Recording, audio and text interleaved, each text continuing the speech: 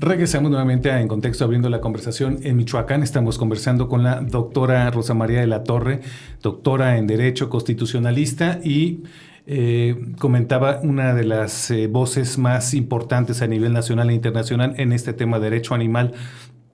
Además de esto que hemos estado conversando, doctora, ¿qué otros avances destacarías para empezar también ya a ponerle la lupa a los pendientes, sobre todo en el caso de Michoacán? Fíjate que a nivel federal en Michoacán hay un caso precioso que yo quiero aprovechar el espacio para felicitar a la juez cuarta de distrito en Michoacán, la licenciada Katia Orozco, porque es el primer amparo que se le otorga a un ser sintiente. La ley de amparo durante mucho tiempo, pues bueno, fue pensada para los humanos, ¿no? La ley de amparo establece que cuando se trate de actos que pongan en peligro tu vida o tu integridad, el juez tiene que dar una suspensión inmediata, se le conoce como suspensión de oficio, ¿no? En otros estados se había intentado interponer amparos en favor de los toros y de otros animales maltratados y se había negado, tratando de hacer esta integración de la ley, que dicen algunos que no se puede hacer, poco informados, hablando del artículo 4 constitucional, la prohibición de maltrato con la ley de amparo. Oye, ¿qué más maltrato que te quiten tu vida, no? Y lo que habían resuelto algunos jueces de distrito en otros estados era que la ley de amparo no aplica para humanos, porque esta protección suprema, así lo dicen tal cual en sus resoluciones, es para la suprema vida humana, ¿no? Como si la vida de los humanos valiera más.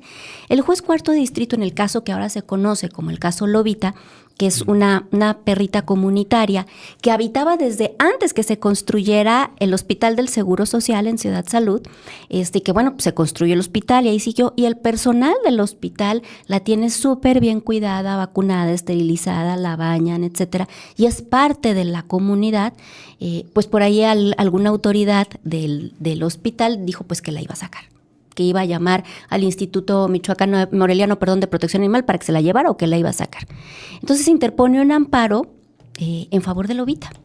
Y la resolución tanto dicta la medida cautelar, reconociendo que Lobita es un ser sintiente que merece la protección, y la sentencia definitiva reconoce. Entonces es preciosa porque es la primera sentencia de amparo en México que dice: la justicia federal ampara y protege al ser sintiente de nombre loba Lobita, ¿no? Entonces está haciendo una interpretación progresiva de la ley de amparo. Y esto a mí me parece muy lógico, porque si tú recordarás, nuestro juicio de amparo en el siglo XIX fue pionero. De hecho, se estudia en otros países como derecho comparado, de que fue uno de los primeros mecanismos de protección de principios y derechos constitucionales. Y volvemos a lo que yo decía: la protección al bienestar animal es un principio constitucional y entonces debe protegerse a través de la ley de amparo. Por eso esa resolución es paradigmática, tiene cosa de mes y medio, 2 meses, esta resolución, y esperemos que haya más jueces de distrito, más tribunales colegiados valientes que hagan esta interpretación integrativa y progresiva de los principios. Justamente quería llegar también a esta figura. ¿Cómo debemos de entenderla desde el punto de vista jurídico, doctora? Esta figura del animal comunitario.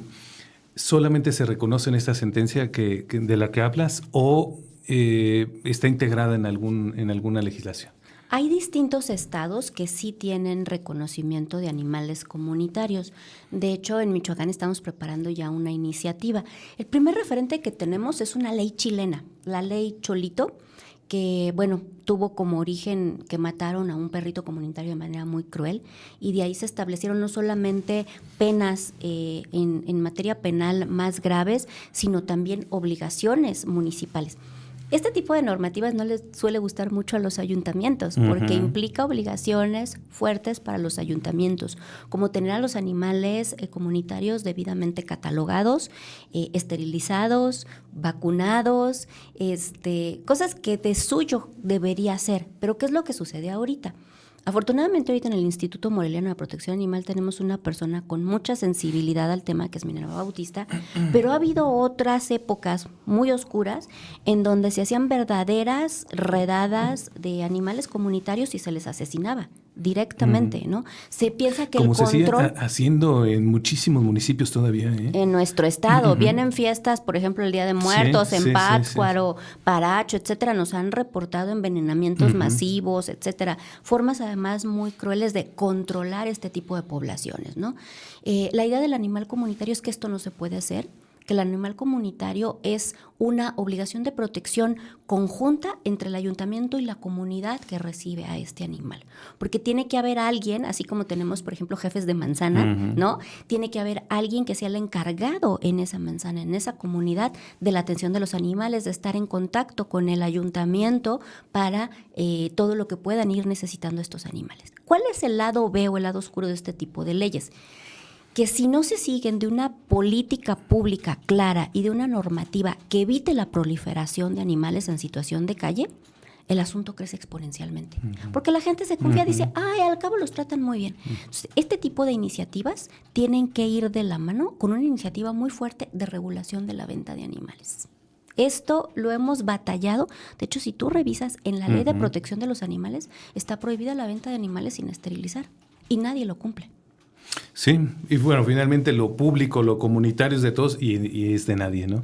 Entonces, también, doctora, me gustaría un tema que finalmente va junto con pegado a todos estos avances que se están poniendo sobre la mesa y que se están reconociendo. Finalmente, las estadísticas muestran que somos un país y yo diría un estado muy cruel con nuestros animales. Ahí están lo que aparece todos los días en las redes sociales, con unos niveles de crueldad increíble cometidos incluso desde niños a animalitos. ¿Cómo podemos armonizar esto? ¿Qué está fallando? Porque somos un país tan violento con nuestros animales, lo somos con nuestros compañeros de vida, pero bueno. Y te lo pregunto porque se supone que tendría que incluirse el bienestar animal en la educación pública. ¿Ya se incluyó, no se ha incluido? Y si esto podría cambiar estos altísimos niveles de crueldad que tenemos en países como México o en estados como Michoacán. De hecho, el lunes pasado estuvimos en reunión con la Comisión de Educación, que preside el diputado Tafoya, para platicar sobre la iniciativa que presentó la diputada Sandra Arriola para incluir el respeto, el trato ético y un principio de educación antiespecista. ¿Por qué es importante esto del antiespecismo? Porque el especismo es una forma de discriminación como el machismo, como el racismo, etcétera. El pensar que está bien maltratar a un animal y mal maltratar a un humano, pues es un ejercicio de especismo. Entonces, eso pasa por la educación. Esperemos que en Michoacán pronto haya contenidos que se refuercen, ¿no? En materia de protección, de ética animal, pero también es importante que haya muchísimas campañas de difusión y sobre todo, y yo lo he insistido contigo en otros espacios y en este mismo espacio otras veces que he venido, es importante que las autoridades encargadas de la Procuración de Justicia Animal, como puede ser la Fiscalía y la Unidad para Prevención del Delito de Maltrato Animal, cuenten con los recursos suficientes para poder atender estos casos, porque hay un altísimo grado de impunidad. Cuando se penalizaron dos tipos de delito, maltrato y crueldad animal, te acordarás, en el año 2013, pues hubo un boom de denuncias, ¿no? Porque se puede denunciar por teléfono, de manera anónima, etcétera. Pero la capacidad que tienen las autoridades para perseguir estos delitos es mínima y entendemos que es un tema presupuestal. Entonces, ojalá ahí se pueda poner atención en fortalecer todas estas autoridades para que esto sea una realidad y podamos ir avanzando, por un lado, por el lado de la educación, pero otro lado también por el lado de la impunidad. Ojalá. Hay un libro que a mí me gusta mucho recomendar, es un libro que me parece puede abrir la puerta a irse involucrando en estos temas y a ir comprometiéndose más justamente con el actuar. Se llama ¿Por qué amamos a los perros? Nos comemos a los cerdos y nos vestimos con las vacas, de Melanie Joy, hablando justamente de lo que es el especismo. Si comenzamos a reflexionar sobre eso, yo creo que vamos a entrar en un choque interno ético muy, muy interesante, pero finalmente son decisiones que se han tomado a lo largo de las décadas y la idea es comenzar a cambiarlo. Vamos a hacer una última pausa. Ahorita me gustaría preguntarte, van a tener una actividad, han estado trabajando también muy de cerca con la Universidad La Salle. Ahí está el abogado Carlos Maya, que le mandamos un saludo muy afectuoso. También es parte justamente de todo este programa de defensa de los derechos de los animales. Ahorita, después de la pausa, me gustaría, doctora, que nos platicaras acerca un poco más de esto y también el trabajo que ves realizando a través de conferencias, diplomados y bueno, también algunas charlas que tienes con expertos en la materia a través de tu portal. Vamos a la pausa y volvemos.